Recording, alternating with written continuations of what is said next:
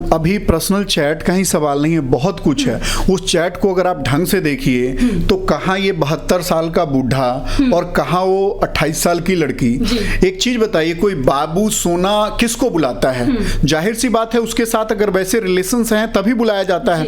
तो ये रिया ने यहाँ डबल गेम खेला और उस कुकर्मी के साथ, उस बुढ़े कुकर्मी का ये काम था कि और भी पीछे का अगर हिस्ट्री देखेंगे तो वो दूसरे जिन लड़कियों का ब्रेकअप करवाता था उसको अपने बिस्तर पे लाता था।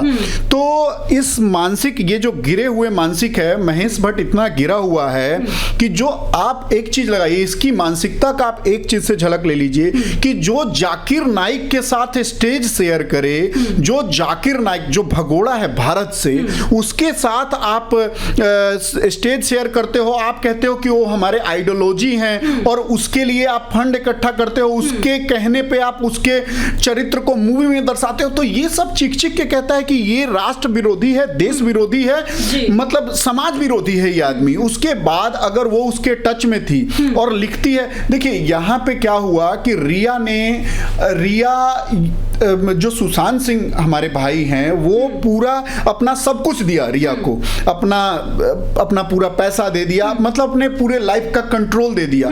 लेकिन इसको क्या था, ये एक लुटेरी दुल्हन, जो आप जानते हैं कई जगह वायरल भी हुई थी पहले, तो ये ठीक लुटेरी दुल्हन का किरदार लेके आई और इसको इसमें फिट करने वाला ही महेश भट्ट और महेश बॉलीवुड गैंग था, जो देखे कि एक बाहरी आके और इतना आगे बढ़ रहा है तो ये लोग एक साजिश के तहत उसको फंसाए। और इसको सोचना चाहिए रिया चक्रवर्ती को कि मतलब जिसने तुम्हारे ऊपर सब कुछ निछावर कर दिया, अपने फैमिली तक को छोड़ दिया, तुम्हारे कहने पे वो हर काम करने लगा, उसके साथ तुमने दगा किया, धोखा किया, तो इसको तो अरेस्ट होना बनता है। और देखिए कहीं ना कहीं अभी दूध का दूध पानी का पानी होगा और ये 100% मैं आपको गारंटी दे रहा हूं, ये छोड़ के नहीं आई है, ये पूरा साजिश के तहत आई है। और ये ही जो स्वीट पॉइजन है, जो मेडिसिन में पॉइजन देती थी, वो यही देती थी और इसी का प्लान। क्योंकि देखिए जो भी पैसे थे सुशांत सिंह के पास, ये लूट चुकी थी, अब सुशांत सिंह के पास कुछ बचा नहीं था।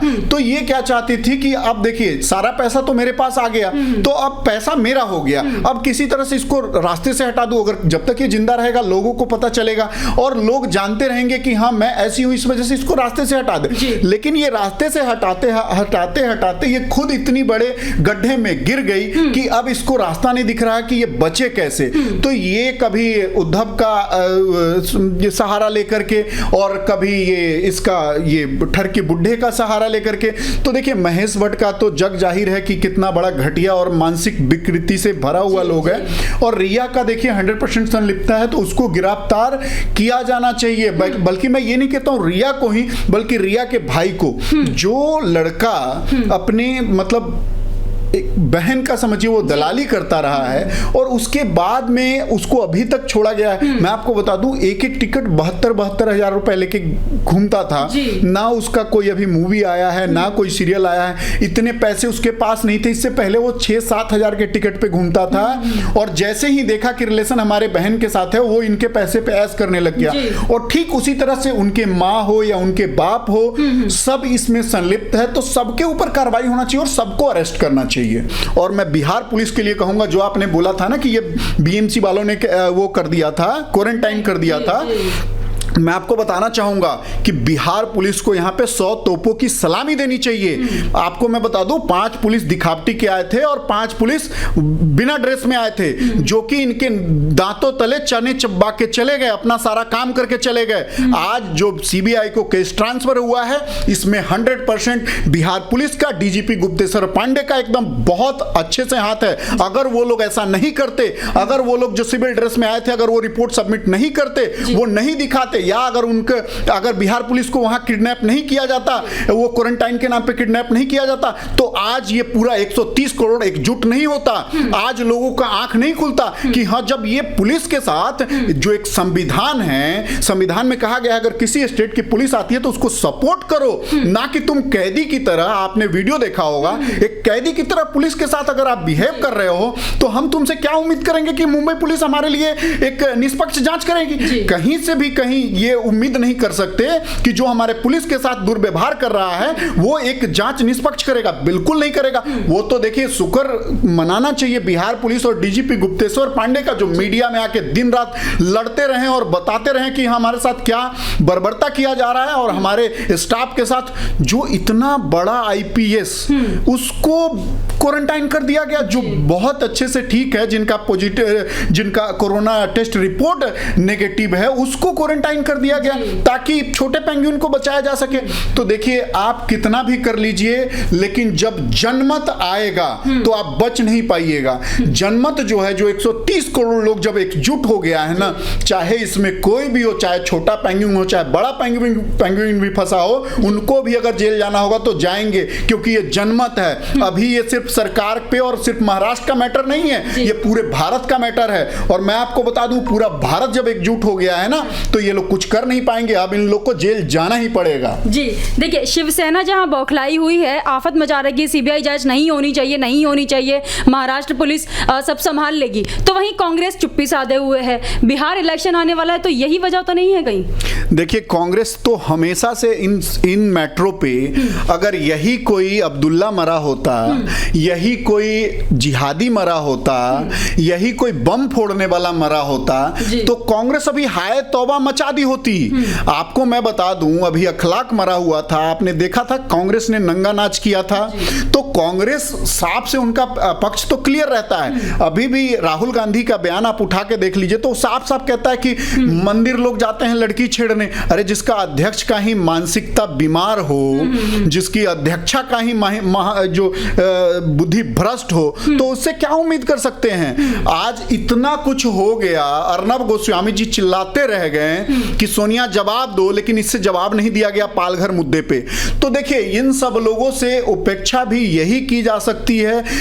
ये लोग कभी भी राष्ट्र हित में या सही काम नहीं किए हैं, चाहे आप शुरू से इनका हिस्ट्री उठा के देख लीजिए। इसी वजह से आज ये इनका सफाया होते जा रहा है। पहले सेंट्रल से, स्टेट से, गांव से, कस्बे से, हर जगह से इनको नकारा जा रहा है, और अब इनको मतलब धूल चाटना पड़ेगा। अब ये जिस स्टेट में बचे हुए हैं उस स्टेट से भी इनकी विदाई होकर रहेगी बहुत जल्दी। जी देखिए, बात यहाँ पर बॉलीवुड की हो रही है, तो एक क्वेश्चन मैं आपसे ये भी करना चाहूंगी, जब बिहार से आईपीएस ऑफिसर आए थे तो महाराष्ट्र सरकार ने उन्हें क्वारंटाइन कर दिया था, तो अभी आमिर खान गए हुए हैं महाराष्ट्र से टर्की, तो क्या आने के बाद उन्हें भी महाराष्ट्र सरकार क्वारंटाइन करेगी? देखिए इस पे मैं आपको एक चीज बताऊंगा, आमिर खान जो हैं वो एक्चुअली मानसिक जिहादी हैं। देखिए मानसिक जिहादी मैं इसलिए कहूंगा कि एक जिहादी होता है कि उसको जिहाद करना है, बम फोड़ना है, और ऐसे लोग जुबान से बम फोड़ते हैं। एक चीज बताइए, जब धारा 370 आया था तो तुर्की जो है वो पाकिस्तान का सपोर्ट करते हुए भारत विरोधी बयान दिया था।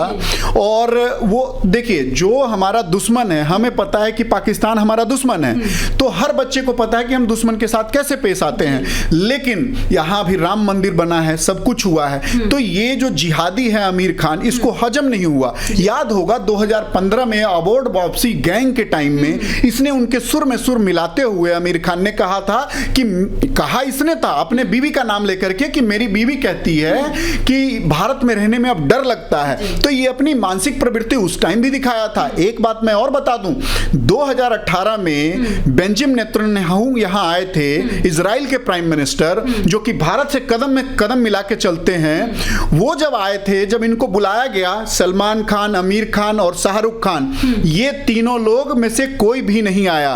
और मैं आपको बता दूं, ये जो मानसिक बीमारी है सिर्फ आमिर खान के अंदर ही नहीं है, ये मानसिक बीमारी शाहरुख खान के अंदर भी है। आपको मैं बता दूं, आज से ठीक 4 साल पहले बम विस्फोट हुआ था पाकिस्तान में, 45 करोड़ इसने दिया था। एक बात मुझे बता दीजिए कि किसी भी प्लॉट में या कहीं भी या कोई मंदिर निर्माण में ये इसने कभी कोई चंदा दिया हो? नहीं दिया है। अभी इसका गैंग ने 5 करोड़ का एक फर्जी पोस्टर बना के वायरल कर रहा था। दूसरे अब आमिर खान पे आते हैं। तो ये चीज जान लीजिए कि जब हमारा विवाद चल रहा है लाल सिंह चड्ढा मूवी का, हम भारत में भी शूटिंग कर सकते हैं, या हम ऑस्ट्रेलिया में चले जाओ, कनाडा चले जाओ, यूएस चले जाओ, वहां नहीं जाओगे। लेकिन जहां भारत विरोधी काम हो रहा है, आप वहां जाके, जहां राष्ट्र विरोधी काम हो रहा है, सबको पता है कि आजकल जो है तुर्की जो है आतंकिस्तान बना हुआ है, और वहां पे आतंक के आका जो है वहां आके वो एक मीटिंग करते हैं, और उसी के लिए मैं आपको बता दूं एक बहुत बड़ी साजिश कर रहा है आमिर खान इसके लिए। कुछ दिन पहले देखा होगा जब इसकी मूवी आई थी दंगल, तो एक रिपोर्ट आया था कि 300 करोड़ का काम कहां से किया है, चाइना से। तो ये एक लोग ना जिहाद का पैसा जो ब्लैक मनी ला रहे हैं, आज ये गया है ना ये लाल सिंह चड्ढा मूवी के लिए, देख लेना सबसे ज्यादा अब चलेगा मूवी कुछ नहीं वहां पे, लेकिन वहां से एक काला पैसा जो है वो भारत भेजा जाएगा, किस लिए कि मूवी वहां पे बहुत चला है, वहां से कलेक्शन हुआ है। तो ये सब जो है ये मानसिक बीमार है, जो आप अपने ही देश में जो 130 करोड़ जनता जो आपको ये फर्श से उठा के अर्श तक पहुंचा दी, जो जीरो से आपको हीरो बना दी, बोने जैसे आदमी को मिस्टर परफेक्शनिस्ट का आपको अवार्ड दिलवा दी, उसी जनता के आप उसी जनता के मतलब सोच से खेल रहे हो आप, उसी जनता के भावना से खेल रहे हो आप। आपको ये जनता माफ नहीं करेगी। आपकी जो मानसिक जिहादी है कि भारत में आपको डर लगता है, और उसी दिन जिस दिन आपको फर्स्ट लेडी से मीटिंग होती है अगले दिन आप बयान देते हो मुझे यहाँ बहुत चैन है, बहुत खुशी है, आप वहीं रह जाओ, वहीं बस जाओ। हमें नहीं चाहिए तुम्हारे जैसा एक्टर, हमें नहीं चाहिए तुम्हारे जैसा देशद्रोही हम अपने देश में, हमारे टैक्स हमारे टिकट के पैसे से तुम पलते हो। ठीक है, तो ये थे हमारे साथ धीरज पांडे जी। इनका यही कहना है कि कांग्रेस ने अभी तो चुप्पी साधी हुई, लेकिन अगर कोई मौलाना की डेथ हो जाती तो वो चिल्ला चिल्ला कर ये सब कहती कि भैया मौलाना मर गए हैं। तो आपका क्या कहना है इस पर, हमें कमेंट करके जरूर बताइएगा। देखते रहिए द राजधर्मा।